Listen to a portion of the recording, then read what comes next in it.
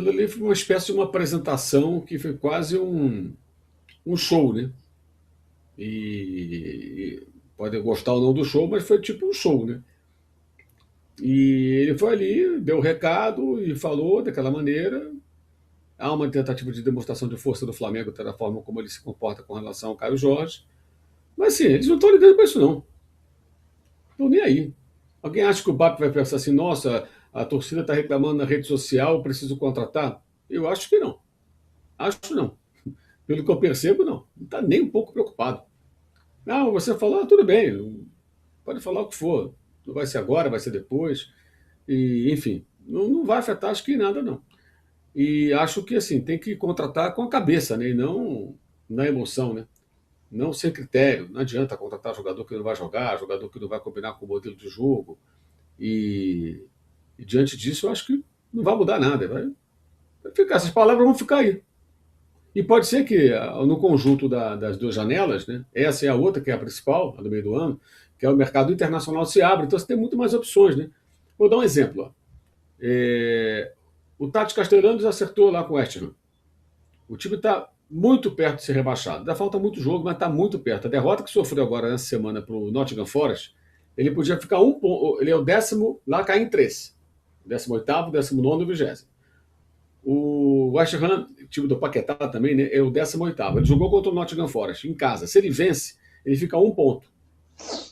Ele estava a 4. Ao perder, ele ficou a 7. Ele está 7 pontos atrás do último time fora da zona do rebaixamento. Há 10 jogos não ganha. Perdeu 6. Empatou 4. Fez 4 pontos em 15. Em 30. Olha só, a situação do West Ham é terrível. Dificilmente escapa do rebaixamento. Vai ter que fazer um esforço danado. Está parecendo o Fluminense 2009 para sair do rebaixamento. Esse cara é um jogador caro. Vai jogar a segunda divisão ou...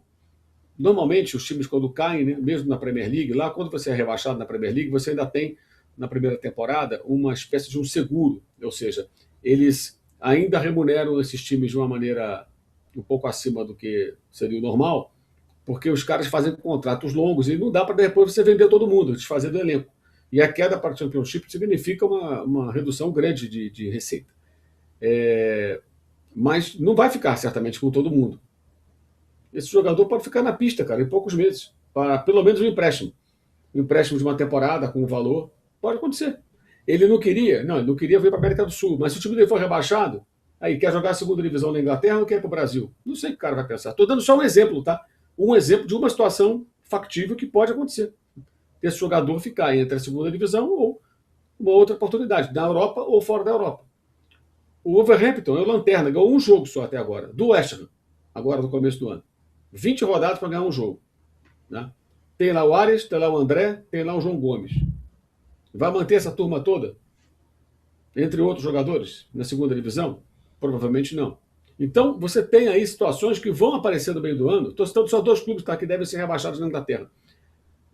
No meio do ano você tem várias oportunidades. Da Europa e até em outros mercados que também terminam a temporada no meio do ano. Então, é possível que eles não contratem todos os jogadores nessa janela agora e no meio do ano contratem. Isso aí, o torcedor do Flamengo tem que entender o seguinte, já existe desde 2019. 2019, o Flamengo trouxe no meio do ano o Gerson, trouxe no meio do ano o Rafinha, o Felipe Luiz, Pablo Mari, todo mundo chegou no meio do ano, não foi? Então, pode acontecer. De novo, já aconteceu em outros momentos também. O Pedro chegou no começo de 2020 porque ele não estava jogando, se machucou, ficou ele meio encostado na Fiorentina, então foi possível tirá-lo de lá no meio da temporada. O Jorginho, por que não veio em janeiro? Porque ele estava no meio da temporada. Na época até nós falamos aqui, não vai conseguir trazer agora. O Arsenal não vai liberar. No meio do ano, aí é possível que vai terminar o contrato. Foi o que aconteceu. Então a janela agora não é a melhor janela para você fazer, especialmente fazer compras se você está com muito dinheiro, que é o caso do Flamengo. Né? Nesse mercado internacional, Europa, eventualmente tem outro mercado. Então, eu acho que se não for agora, vai ser depois, mas eles não vão se abalar com isso, não.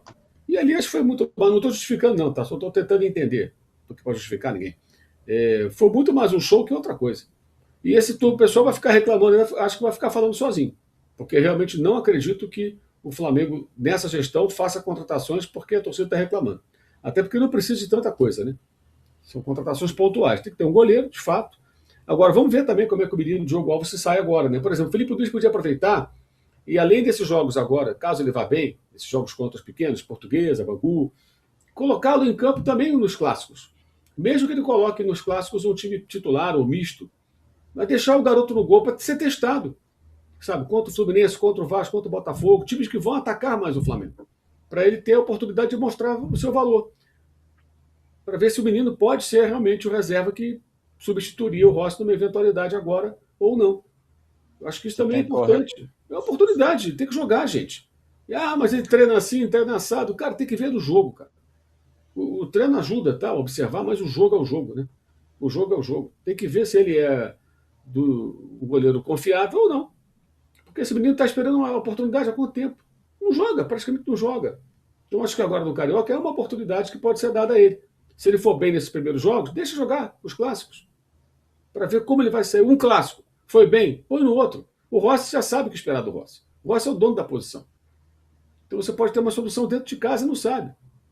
Acho que isso também é importante aproveitar esse laboratório do Campeonato Carioca.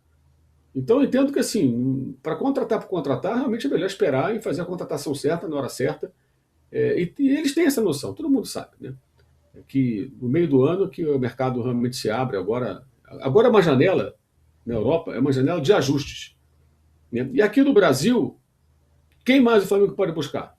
Para ser o centroavante que vá ficar ali brigando pela posição, ou que possa ser de fato uma opção com uma característica diferente do Pedro.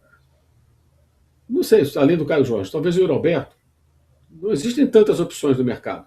Agora, o mercado sul-americano, eu poderia olhar um pouco mais, né? Eu acho que aí entra o trabalho do Boto, de entrar mais pela América do Sul, por outros mercados, Estados Unidos, e ver o que pode ser peneirado. De repente, você pode encontrar uma boa solução. Não teria nenhum problema o Flamengo trazer um centroavante, digamos, de 10 milhões de euros, que não é barato também, um jogador que compunha o elenco, que possa ser um reserva do Pedro, e mais adiante buscar mais um outro jogador. Problema nenhum.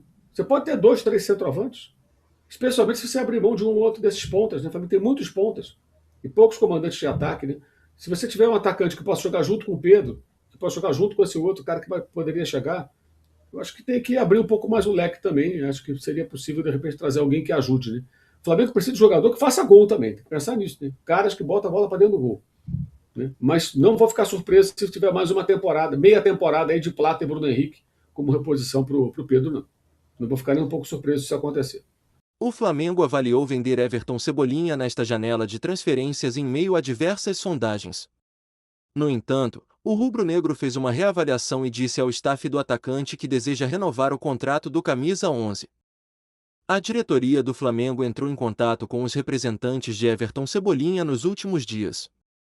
Assim, o mais querido afirmou que gostaria de renovar o contrato do atacante. Vale lembrar que Cebolinha recebeu contatos de Fluminense e CSKA nesta janela de transferências. No entanto, nenhum clube chegou a fazer proposta ao mais querido pela contratação do ponta esquerda. O atual contrato de Cebolinha com o Flamengo vai até 31 de dezembro de 2026, ou seja, até o final da temporada. Por este motivo, o camisa 11 da Gávea pode assinar pré-acordo com qualquer clube a partir de junho deste ano, saindo de graça no início de 2027.